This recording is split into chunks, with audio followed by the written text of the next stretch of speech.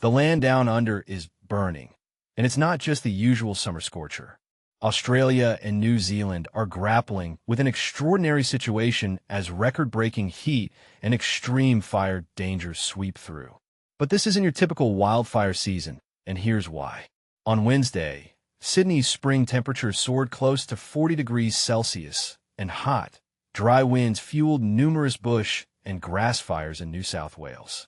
This prompted the issuance of rare red wind warnings and wildfire emergencies in New Zealand.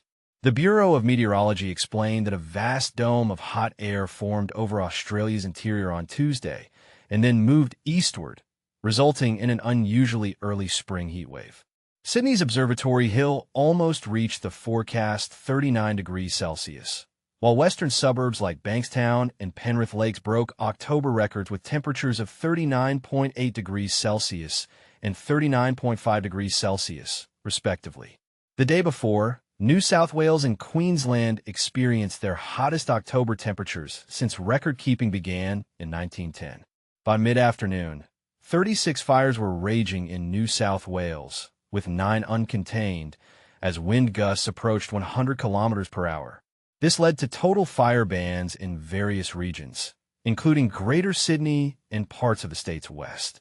The extreme conditions left around 2,000 properties without power. Bondi Beach in Sydney offered a telling anecdote.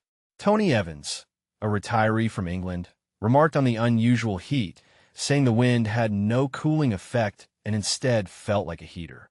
But here's where it gets controversial. Fire and weather experts emphasize that wind plays a critical role in fire behavior, often overlooked in favor of heat. Fire ecologist Shauna Gross explains that windy conditions rapidly dry out fine fuels like grasses, making them highly flammable even after rain.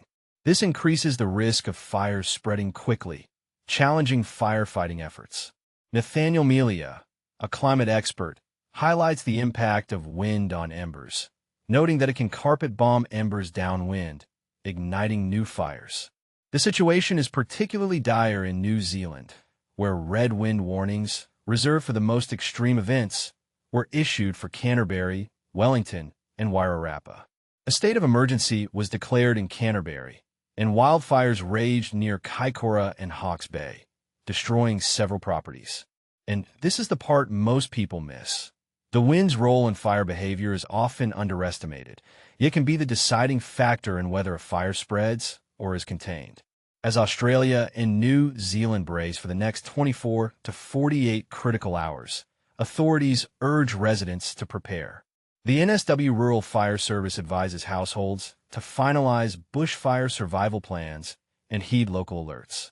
With a national average temperature 1.5 degrees Celsius higher than in 1910 and the climate crisis intensifying, these extreme events are becoming more frequent and severe.